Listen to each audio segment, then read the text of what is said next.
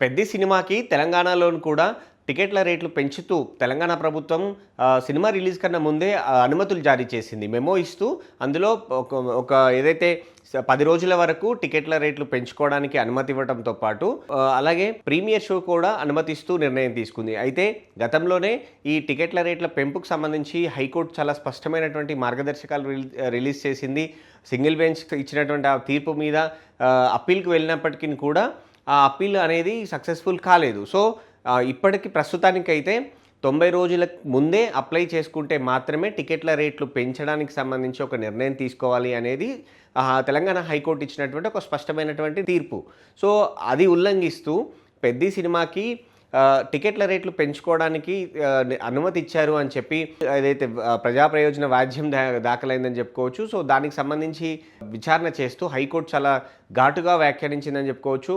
ఎందుకు తెలంగాణ ప్రభుత్వం తమ ఆదేశాలను పట్టించుకోవట్లేదు, కోర్టు ఒక తీర్పు ఇచ్చిన తర్వాత ఆ తీర్పును ఉల్లంఘిస్తూ దాదాపు 7 మెమోలు జారీ చేశారు రేట్లకు సంబంధించి పెంచుతూ.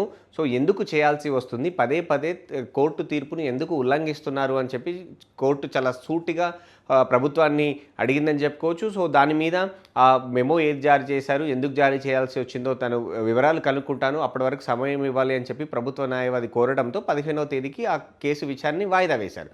అయితే ఈ పెద్ది సినిమా ఒకటే కాదు, చాలా సినిమాలకి తీర్పు వచ్చిన తర్వాత కూడా వరుసగా మెమోలు జారీ చేస్తూ హోంశాఖ నిర్ణయం తీసుకుంటూ వచ్చింది. అయితే మనం చూసాం గతంలో కూడా నాకు తెలియకుండానే టికెట్ల రేట్లు పెంచుతున్నారు అని తెలంగాణ సినిమాటోగ్రఫీ మంత్రి కోమటిరెడ్డి వెంకటరెడ్డి వ్యాఖ్యానించిన పరిస్థితి. ఆ తర్వాత టికెట్ల రేట్లు పెంచము అనేటువంటి ఒక నిర్ణయం అయితే జరిగింది.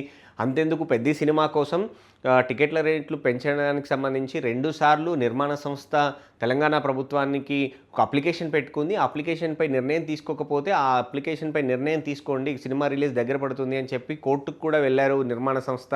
కానీ అది కూడా సక్సెస్ఫుల్ కాలేదు. కానీ ఆ తర్వాత పిటిషన్ వెనక్కి కూడా తీసుకుంది. కానీ ఆ తర్వాత 10 రోజుల వరకు రేట్లు పెంచుతూ నిర్ణయం తీసుకోవడం, అలాగే ప్రీమియర్ షోకి అనుమతి ఇవ్వడం అనేది అప్పట్లోనే చర్చనీయాంశంగా మారింది. సో, ఇప్పుడు దానికి సంబంధించి విచారణ జరగబోతా ఉంది.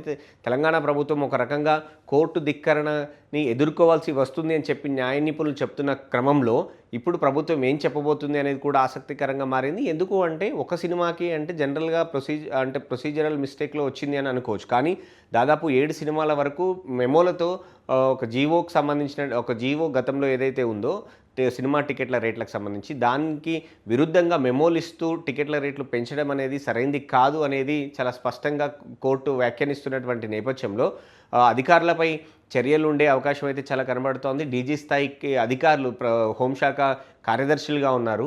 సో, వాళ్ళకి సంబంధించి ఎలాంటి నిర్ణయం తీసుకుంటుంది అనేది ఆసక్తికరంగా మారింది. ఎందుకు అనంటే కోర్టు ధిక్కరణ చర్యలు అనేటివి చాలా తీవ్రంగా ఉంటాయి. సో, అధికారులు ఎవరైనా కూడా కోర్టు ధిక్కరణ వరకు వెళ్లాల్సి వస్తుంది అంటే భయపడతారు.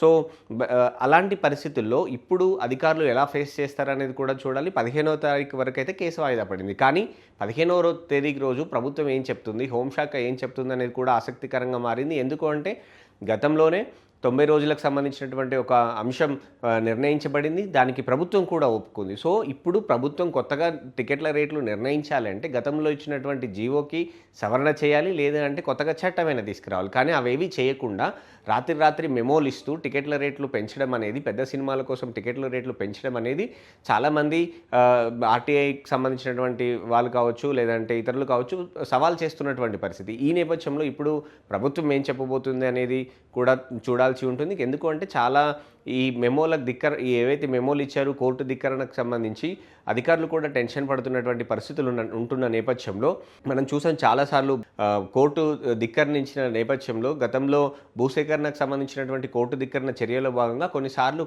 ఆయా జిల్లా కలెక్టర్లను కోర్టు హాల్లో నిలబడినటువంటి పరిస్థితి. సో, కోర్టు చాలా తీవ్రంగా స్పందించినటువంటి విషయాలు కూడా చూసాం. సో, ఇప్పుడు కోర్టు ఎలా స్పందిస్తుంది అనేది అయితే చూడాల్సి ఉంటుంది. మొత్తంగా ఈ విషయంలో మాత్రం ప్రభుత్వం చెప్పే నిర్ణయం ఎలా ఉంటుంది అనేది పక్కన పెడితే కోర్టు ధిక్కరణ నుంచి అధికారులు ఎలా తప్పించుకుంటారు అనేది ఆసక్తికరంగా మారింది.